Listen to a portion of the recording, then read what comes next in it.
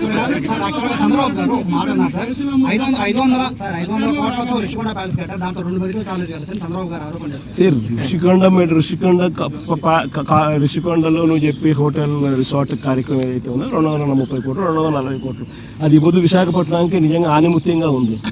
అదే చంద్రబాబు నాయుడు యోగా కోసం, యోగా గుర్తుందా, యోగా అనేది గుర్తుందా, ఒక్కరోజు ప్రోగ్రామ్ యోగాకు ఖర్చు పెట్టిందంత 330 కోట్లు.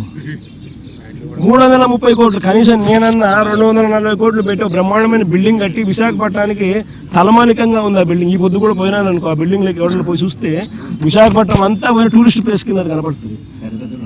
పెద్ద పెద్ద వాళ్ళందరూ దాంట్లో వచ్చి గవర్నర్ గారు పోయినారు అనుకో, లేదా మోడీ గారు వచ్చినారు అనుకో, లేకపోతే పుతిన్ వచ్చినాడు అనుకో, లేదా రష్యన్ ప్రెసిడెంట్ పుతిన్ వచ్చినాడు అనుకో, ఎక్కడ పెడతారు? బ్రహ్మాండమైన రాజభవనం లాంటి బిల్డింగ్ అది 230 కోట్లతో కట్టినందుకు మాన్యుమెంట్ అక్కడ తయారైంది. వేరే ఇక్కడ ఒకరోజు యోగా, ఒకరోజు 330 కోట్లు, 330 కోట్లు ఆవిరి. దాన్ని ఏమంటారు? స్కామ్ కాకపోతే అది నా మాటలకి అయ్యే ఖర్చు.